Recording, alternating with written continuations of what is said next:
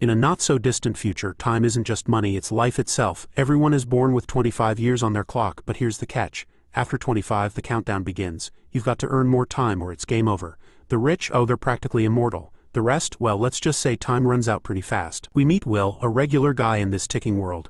It's a special day, his mom's 50th birthday, but hold on, she's only got 3 days left on her clock. Yeah, talk about a bittersweet celebration. She drops a not-so-subtle hint. Will, how about a grandchild? But Will, he's not having that talk today. She explains her plan to work a brutal 2-day shift to pay off a loan and tells Will to meet her at the bus stop afterward. Sweetly, she hands him 30 precious minutes so he can at least enjoy a proper lunch. Mom's right, always looking out. On his way to work, a little girl begs him for some time. Feeling generous, he hands her 5 minutes of his own. Sure, it's not much, but every second counts in this world. Next stop, a coffee shop where Will runs into his buddy. They chat, laugh, and head out together. But then reality hits hard. On their way to work, they stumble upon a man lying lifeless on the ground. No time left. After work, Will heads to a bar looking to wind down when he spots a man named Henry. A guy sitting casually with a century of time glowing on his clock. That kind of display, it's practically an open invitation for trouble. Will, trying to be a good guy, warns Henry to leave, telling him he's not safe here. Sure enough, the bar doors swing open and in walks the time thief. The thief, menacing and confident, sets his sights on Henry, threatening him and demanding they fight for his time. Henry, calm as ever, asks for a minute and heads to the bathroom. Will isn't about to sit back and let the guy walk into trouble. He follows Henry, slamming the door hard enough to knock out the thief's bodyguard. "Let's go," Will says, grabbing Henry, and the two bolt from the bar, but escaping isn't that simple. The time thief and his gang are right on their heels. The chase is intense, but Will manages to find a building where they can hide. They slip inside and lose the bad guys, finally catching their breath. While lying low, Henry strikes up a conversation, asking Will how old he is. 28, Will replies. Henry chuckles and reveals his own age, 105. "I'm old," he says with a weary tone, "and I'm tired of living." Will looks at him, confused. Why would anyone want to give up when they've got so much time? For a few to be immortal, many must die. Henry continues, his voice heavy with the weight of too many years. Will, still not understanding, presses him for more. Henry explains how the system works. Prices keep going up, Will. People need to die or there's no room for anyone else. Where would we put them if no one timed out? The words hit Will like a ton of bricks. He's never thought about it like this before. Henry changes the subject, asking Will what he'd do if he had as much time as him.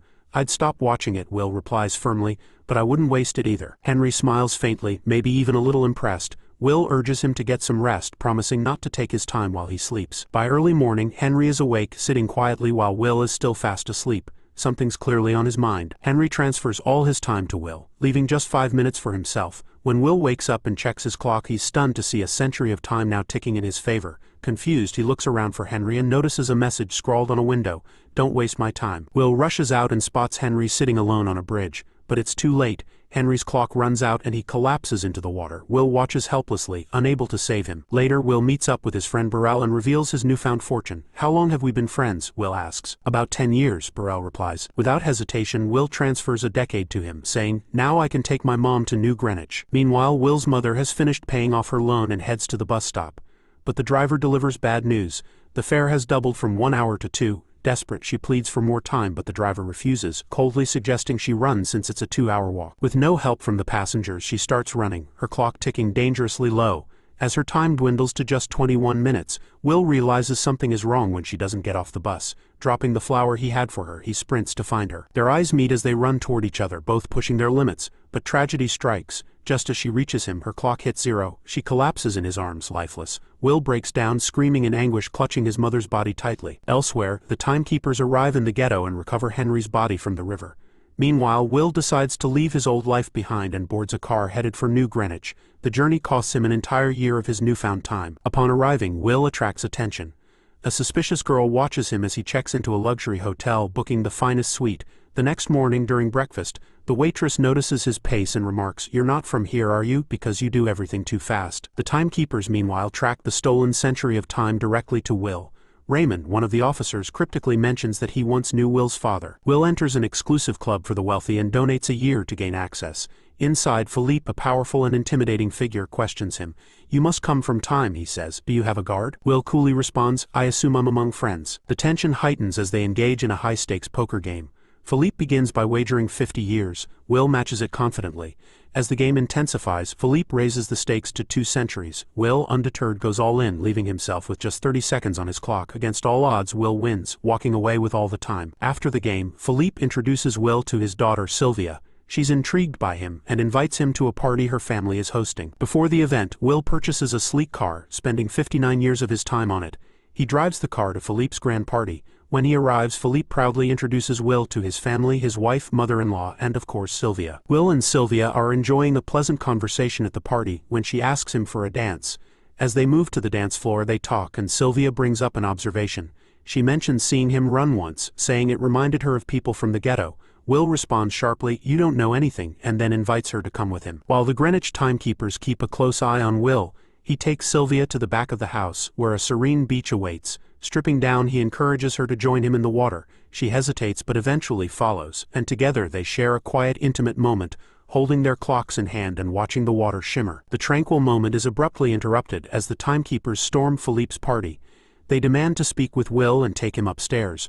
Raymond, one of the timekeepers, introduces himself and begins questioning Will about his presence in Greenwich. "What are you doing in this time zone?" Raymond asks. Will replies, "It's not illegal, is it?" "It's not illegal, but it's rare," Raymond counters. Raymond then demands to know how Will acquired so much time. Will explains, "I wanted gambling and Henry gave me all his time." Unimpressed, Raymond states, "I'm a timekeeper. I deal with what I can measure. A century of time in the wrong hands is dangerous." Without further delay, they confiscate all of Will's time, leaving him with only 2 hours for booking and processing. Will, frustrated, questions their priorities. "Why investigate a suicide? There's mass murder in the ghetto every day." Raymond replies, "I remember those words. You're probably too young to remember your father." A scuffle breaks out. Will overpowers the timekeepers, knocking out the guards flanking him. He grabs Sylvia, holding her hostage, and drags her to his car. They speed off with the timekeepers in pursuit. Raymond leads the chase but crashes into a truck after Will skillfully evades him. Once they're safe, Will begs Sylvia for some time to survive, but she refuses. They continue their journey toward the ghetto, only to encounter a devastating trap.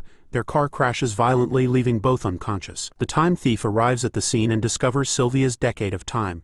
He drains it, leaving her with a mere 30 minutes. When Sylvia and Will regain consciousness, she's furious, blaming him for their predicament. Attempting to make amends, Will shares some of his remaining time with her. The timekeepers soon arrive at the crash site. Raymond, surveying the wreckage, remains confident. "No need to search for them," he tells his team. "They'll come to me." Will and Sylvia flee to Burrell's house, seeking refuge. Burrell's wife answers the door, visibly distressed. She informs Will that Burrell drank himself to death despite having 9 years on his clock. Will notices Sylvia's earrings and hopes they're real. Devastated, they leave and head to a jewelry shop. They trade the earrings for just 2 days of time as the shopkeeper exploits their desperation. With limited options, Will takes Sylvia to a phone booth and tells her to call her father. When Philippe answers, Raymond is with him.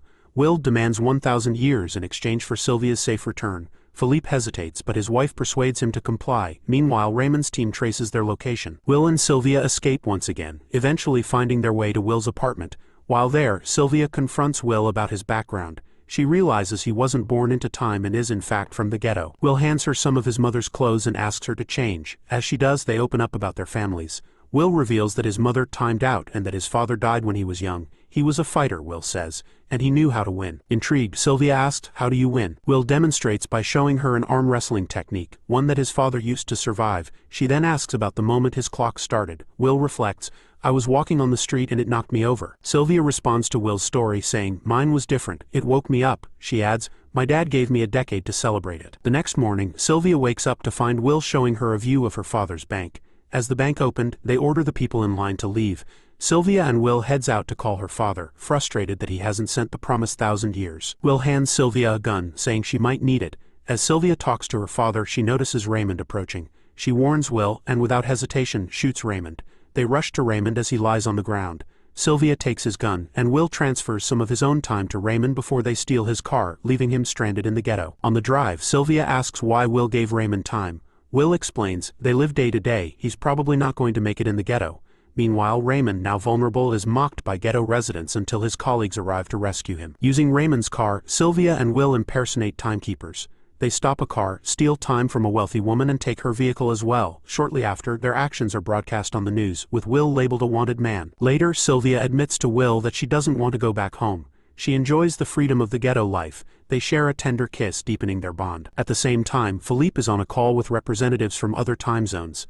He assures them that no ransom was paid and promises to resolve the situation.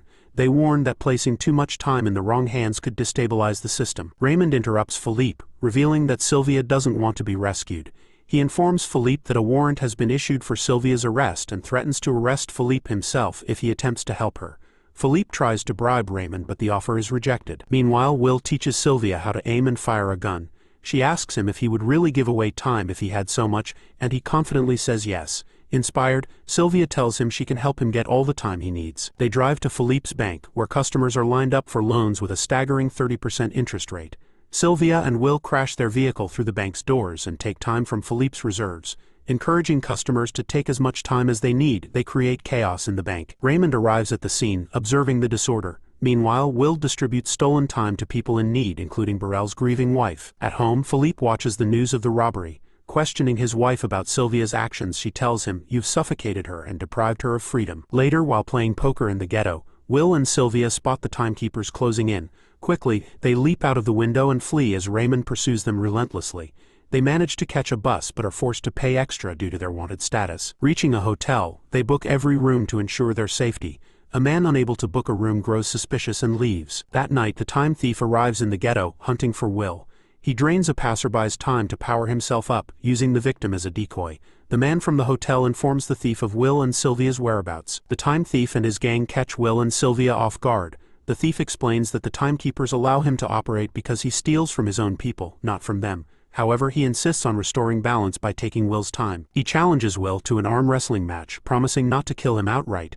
During the match, the thief nearly drains all of Will's time, but as the thief grows overconfident, Will strikes back, reclaiming the time and overpowering him. Seizing a gun from one of the thief's henchmen, Will eliminates the gang, allowing him and Sylvia to escape. Afterward, they reflect on their struggle. Sylvia suggests they should give up, realizing they can't help enough people without a million years. Philippe steps out of his car, surrounded by armed guards. Inside the building, Sylvia enters, announcing she's surrendering, but only to her father. As Sylvia faces Philippe, she comments on the increase in guards since she last saw him. Suddenly, Will, disguised as one of the guards, points a gun at Philippe and orders his security team to drop their weapons. Philippe calmly instructs them to obey. Sylvia and Will escort Philippe to his vault. Once there, Sylvia reveals the password, allowing them access to the million years stored inside. Philippe warns them, giving a million years to the wrong zone could cripple the system and ruin countless lives. Sylvia coldly responds, "We're not meant to live forever," before locking her father inside his office. At the headquarters, the timekeepers receive an alert that a million years have been withdrawn from Greenwich's clock. Raymond, refusing to recharge his time despite the circumstances, immediately sets out to pursue Will and Sylvia. Will and Sylvia, still on the run, pass through the border symbol while Raymond continues to close in on them. Despite the chase, they manage to distribute the stolen million years, throwing the system into chaos. Amid the commotion, Raymond intercepts them, bringing them to a halt. As he prepares to arrest them, Will pleads for a small loan of time to save them from dying before their execution. Raymond, suddenly realizing he neglected to recharge himself, collapses as his clock hits 0 seconds. Will spots Raymond's car nearby and sprints toward it. Sylvia follows closely behind. Will uses the car to recharge himself, then rushes back to Sylvia, transferring extra time to her as well. They share a passionate kiss, relieved to have escaped death yet again. Back at Philippe's office, his employees ask him what he plans to do about the stolen time. Philippe solemnly replies, "There's nothing to be done." The news broadcasts images of people from other zones flooding into Greenwich, signaling the profound shift caused by the redistribution of time. Raymond's colleague, acknowledging the futility of their efforts, decides to retire and orders everyone else to go home. The movie ends with Will and Sylvia preparing for their next heist, a larger bank, promising even greater stakes in their rebellion against the system. Enjoyed the recap? There's more where that came from. Hit subscribe to join our growing community of movie lovers. Don't forget to smash the notification bell. The next adventure is just around the corner. Stay curious, stay entertained, and I'll see you in the next one.